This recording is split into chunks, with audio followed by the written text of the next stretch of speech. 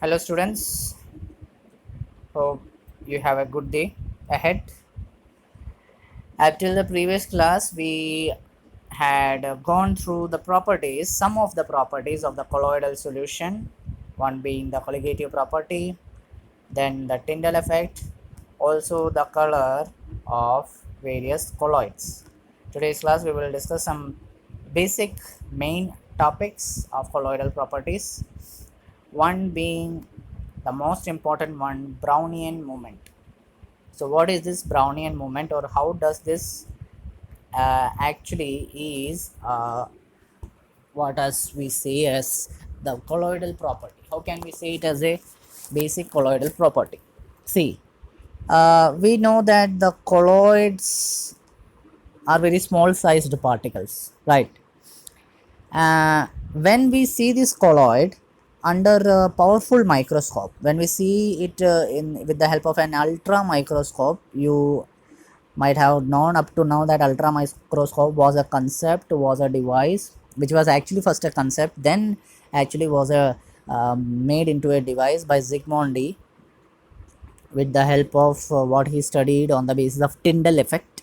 That was a microscope made to study about the Tyndall effect actually, and it made into a instrument that could help to see us the colloidal particle. So under the ultra microscope, if you see a colloidal particle, you will find a specific type of movement in it.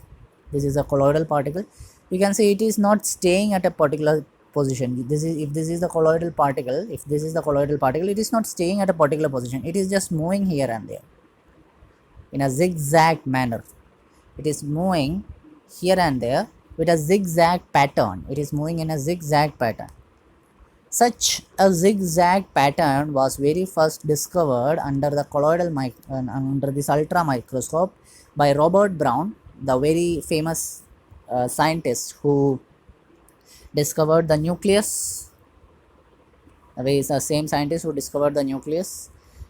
He was the one who discovered this zigzag movement of the colloidal particle. So such a movement of the colloidal particle was named as Brownian movement. Such a colloidal particle was named as, the property of the colloidal particle was named as Brownian moment. The very reason for why this movement take place is simple. We know that there are dispersed phase and dispersion medium, right? In a colloidal solution, if we consider a colloidal solution, there are dispersed phase and dispersion medium. Dispersed phase is small sized particle. Dispersion medium is the particular solution or the particular substance where the dispersed phase particles are present in a colloidal solution. So what happens, this dispersed phase particles are very small in size, right? So when they just come into contact with dispersion medium, they will have this unbalanced, that term is must be very important to be noted. There is an unbalanced bombardment in the dispersion medium. Bombardment means explosion. Balanced, we know that. Unbalanced bombardment means there will be no phase or no pattern of explosion of colloidal particles with the dispersion medium. It will just strike here and there. Hence it will just go on to strike here and there. The dispersed phase particles will just go on to strike here and there in the dispersion medium. Because of this, what happens, because of this Brownian movement, never you can see a colloid get settled down. Never will a colloid settles down.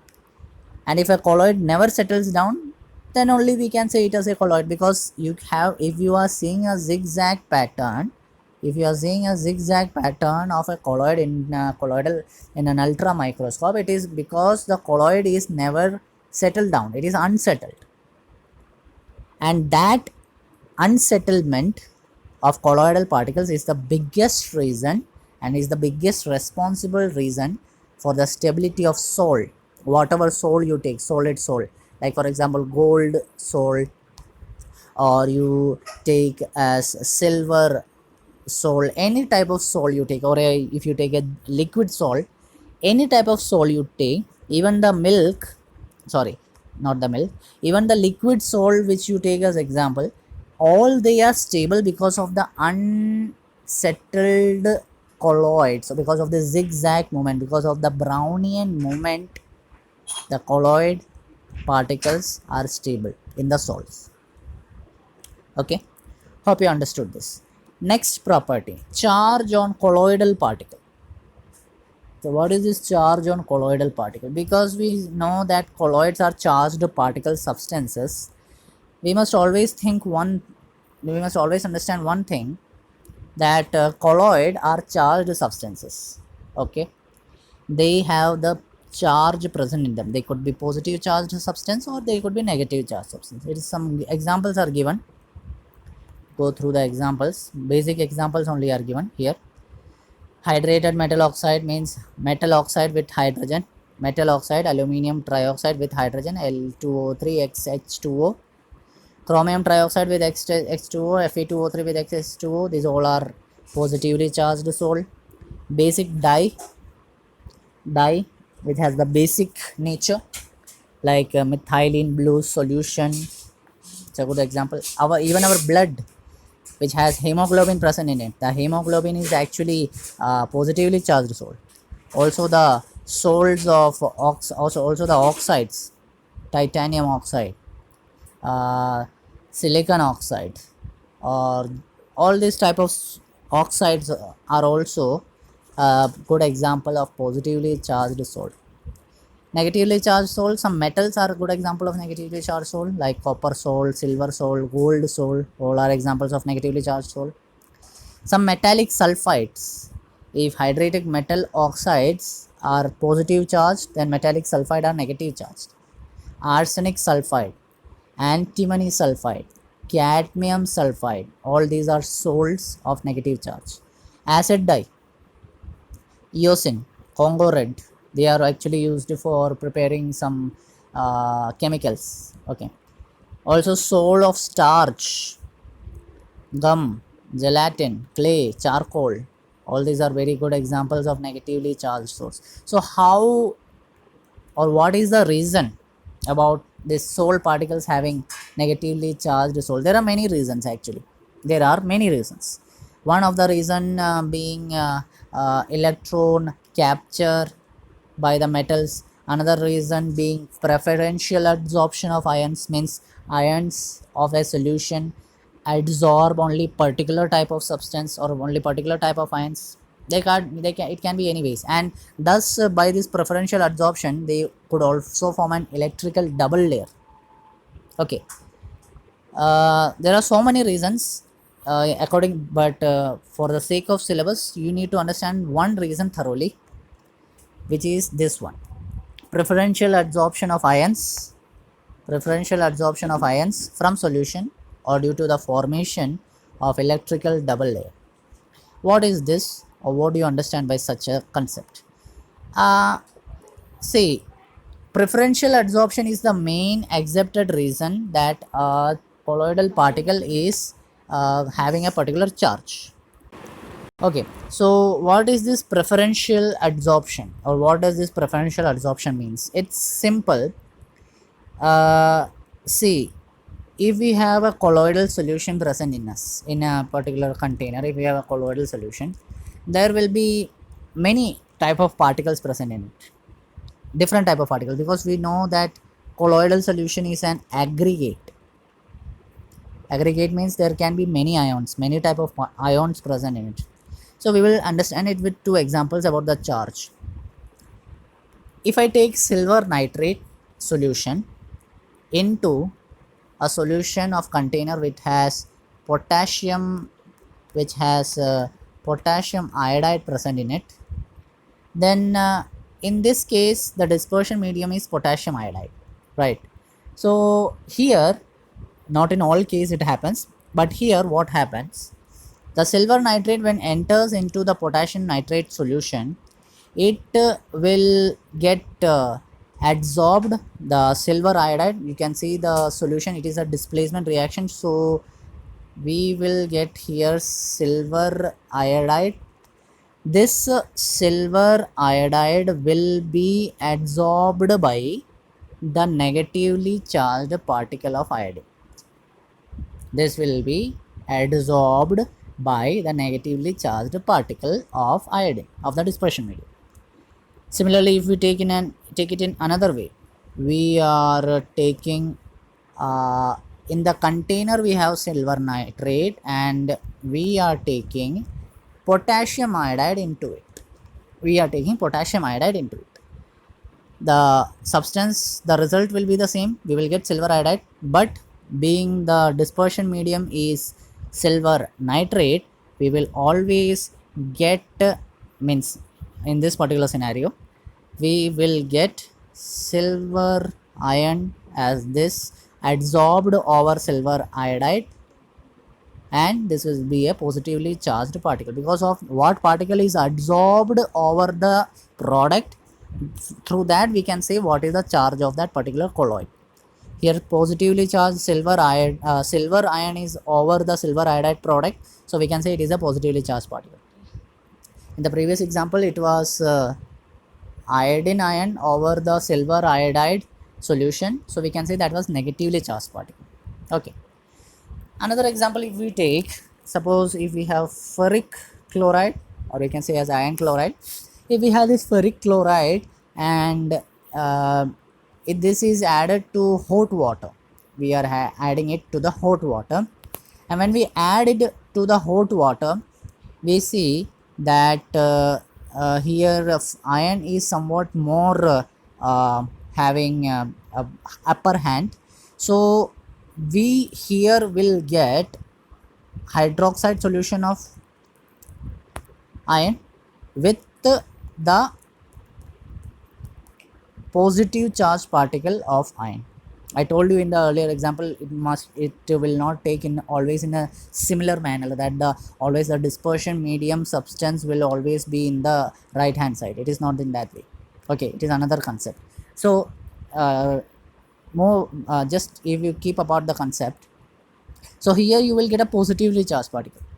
But in similar way, if you are putting some amount of NaOH in the solution, if you have NaOH being added, if you have this ferric chloride and you are adding NaOH into it, you will get negatively charged, you will get a negatively charged ion because of the presence of OH minus, because of the presence of OH minus. Okay, so what I am trying to depict here is quite simple. Whenever you have such a combination of particles present, you will have two layers of combination of particles. First layer you will have this silver iodide solution, over that layer you will have this iodine solution. Suppose if I am taking this example, suppose, then you will have this iodine solution all over it, and over this iodine solution, in order to maintain the this difference in the particles, different charge of particles, there will be two layered colloidal particle. I could better show you with a diagram, it's not given here, it could be in your textbooks. But if you have a silver iodide solution present and you have some iodine charged particles present here, then above that there will be a layer of one sort of particle which is present inside that solution. So here will be two layered substance present between it. There will be two layer, one layer will be this and another layer will be this. There will be a double layer structure. So this double layer structure is actually known by the name Helmholtz electrical double layer. Helmholtz electrical double layer. This is the combination of two layer structure, and the first layer which I told you, this first layer is actually a fixed layer. This is actually a fixed layer. It is known as the fixed layer because it will not change, it will not at all change. The next layer over it which is present, like for example K plus, this layer can be diffused, can be changed. So this layer is known as the diffused layer. This layer is known by the name diffused layer. So because of the difference in both the positive and negative charge of layers, opposite charge particles are present there, right? There will be positive charged or there will be a fixed layer which has a particular charge, and there will be diffused layer that has another particular charge. So because of the difference in this layer, opposite charge are present. Because of this opposite charge layer, you know, in physics you had studied, if you have two opposite charge substances present, if you have two opposite charge particles with you, then because of the presence of two opposite charge particles, there will be a sort of difference between this. They will have their own potential. The difference between this potential is known as the potential difference. This thing, the difference between their potential is known as the potential difference. So this potential difference between these both layers of opposite charge is known by the name electrokinetic potential or zeta potential.